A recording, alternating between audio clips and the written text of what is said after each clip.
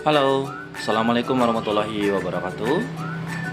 Oke, berjumpa lagi dengan 007 Channel. Di kesempatan kali ini kita akan mengganti kampas kopling Scorpio Jet 2007 ya.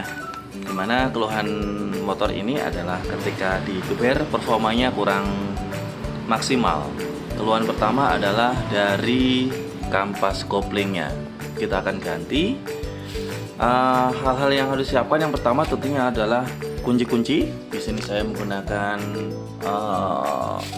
impact, kemudian kunci-kunci ini dan beberapa kunci tambahan. Tentunya spare part. Jangan sampai spare part ini lupa. Tentunya spare part yang harus disiapkan adalah intinya kampas kopling. Ya. Kalau di sini saya menggunakan Yamaha, teman-teman juga apabila ingin menggunakan spare part merek lain, misalkan Daytona atau merek racing yang lain juga disilahkan saja. Pada intinya adalah tenaga biar performa meningkat, kita ganti kampas koplingnya. Kemudian mumpung sekalian bongkar, kita juga harus ganti filter olinya.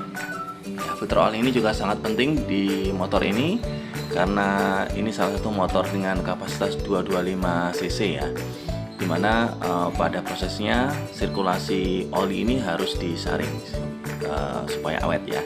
Kemudian tak lupa juga adalah packing mesin. Saya menggunakan yang bukan yang oli ya. Kemudian tak lupa adalah sebagai perekatnya, jangan lupa kita gunakan sealnya. Kemudian kita akan mulai pembongkaran dari bak kopling Scorpio ini.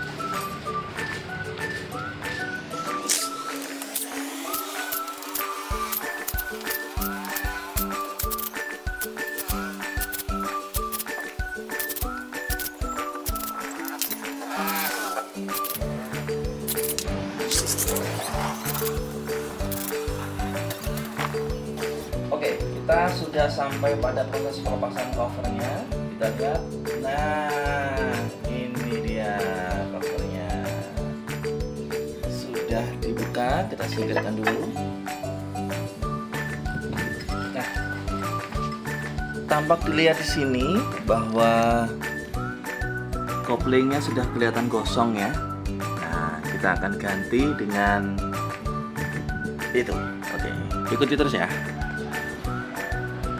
Kita akan mulai buka satu persatu baut dari koplingnya. Sebisa mungkin dilakukan dengan silang ya.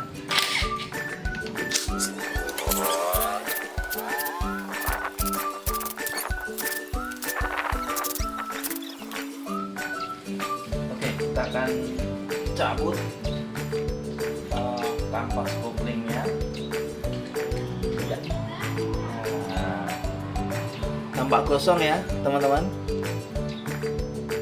Dan ini kita akan pasang kembali dan kita ganti dengan yang baru.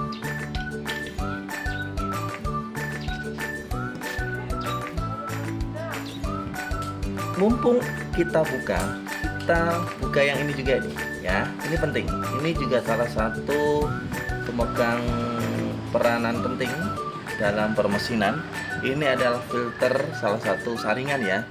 Dan tampak di sini ya. Ini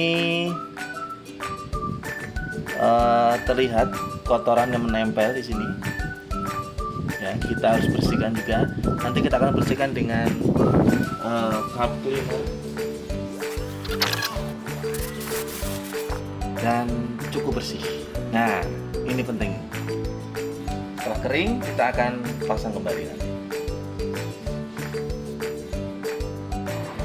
Selanjutnya kita buka kampas kopling yang baru. Secara total ada 6 keping teman-teman, 5 kepingan yang besar dan 1 kepingan yang kecil.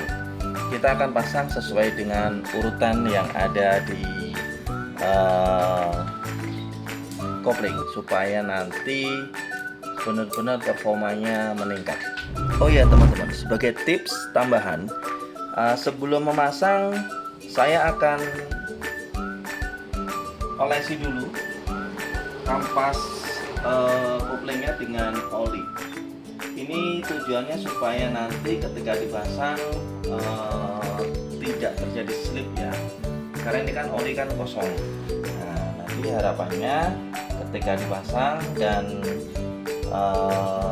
mulai kita panasi mesinnya, kampasnya benar-benar bekerja dengan baik dan mengurangi gesekan atau meminimalisir kerusakan. Ini pastinya nanti lebih awet. Kita gunakan aja oli yang akan kita gunakan nanti di sepeda motornya. Oke, sudah basah. Kita akan mulai susun satu persatu. Kita mulai dulu dari yang paling besar. Oke, nanti kita perhatikan giginya. Kampas yang pertama, yang kedua adalah platnya. Nah, tips untuk platnya, ini kan ada yang tirus dan ini ada yang tajam. Nah, kalau bisa yang tajam ini usahakan di luar ya, nanti tidak terlalu mengikis dari kampas yang baru, atau lebih bisa dibilang performa terbaik lah nanti ya. Kita langsung pasang satu persatu.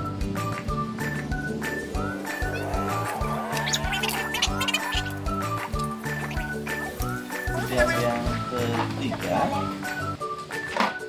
yang istimewa di sini ini jangan sampai ketinggalan ini. Kalau ori ini pasti ada plat seperti ini.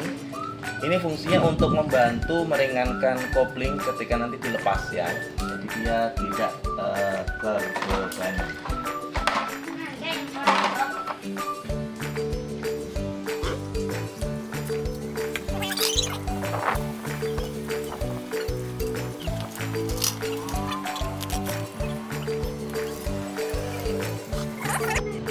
Oke, seperti ini susunannya ya. Jadi susunannya adalah tadi kampas, plat, kampas, plat, kampas, plat, kemudian kopling yang kecil ya, kemudian ringnya itu plat yang kecil, kemudian plat yang besar, kemudian sampai ujung seperti itu ya. Kemudian kita akan pasang kembali penutupnya. Ini sudah lumayan terkikis ya, tapi masih oke ya, masih oke sekali.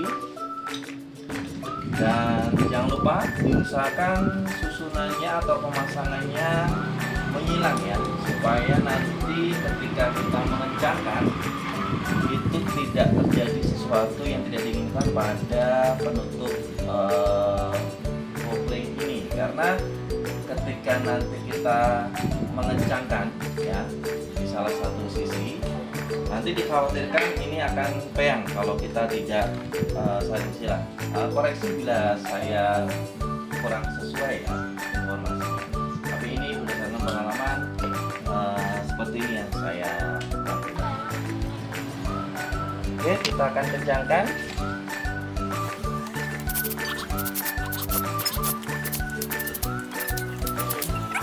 Oke, selanjutnya kita akan setel baut dari kampas kopling ini ya. Yang perlu diperhatikan yang pertama adalah dari atas terlebih dahulu, yaitu di setelan ini jangan terlalu tengah, jangan terlalu kendor, jadi sedang-sedang saja. Kemudian yang kedua adalah baut ini usahakan masih ada space-nya ya. Kemudian dan yang ketiga adalah baut ini. Nah, lantas bagaimana cara menyetelnya? Oke, caranya cukup mudah. Oke, yang pertama adalah kita kendorkan baut yang kecil ini. Kita kendorkan saja, tidak perlu dilepas. Kita kendorkan saja seperti ini, ya. Kemudian yang tengah ini dengan menggunakan obeng plus, ya. Kita putar, mentok ke kanan, mentok sampai tidak bisa digerakkan lagi ya, mentok, tok. Kemudian kita putar ke kiri kurang lebih 20 atau 30 derajat, sedikit aja. Set, sudah ya. Kemudian baut yang ini kita kencangkan ya, kita kencangkan dengan menggunakan kunci 10 seperti ini. Kita masukkan, kemudian kita tahan, kita kencangkan ya, kita tahan yang tengah. Oke. Ya, cukup seperti itu.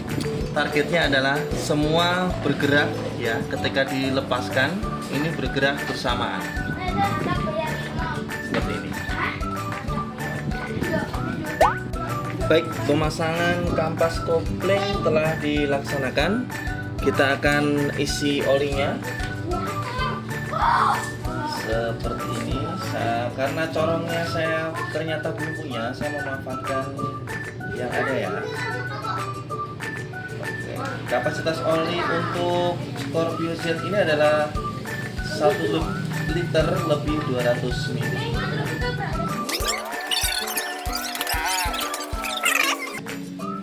Kemudian saya tambahkan kurang lebih 200 ml lagi.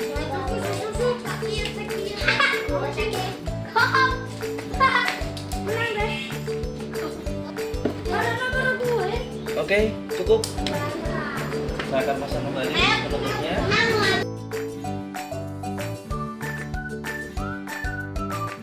Oke, selesai sudah penggantian kampas kopling dari Scorpio ini. Semoga ilmunya bisa mendatangkan manfaat untuk para pemirsa. Jangan lupa selalu bersyukur dan tetap semangat.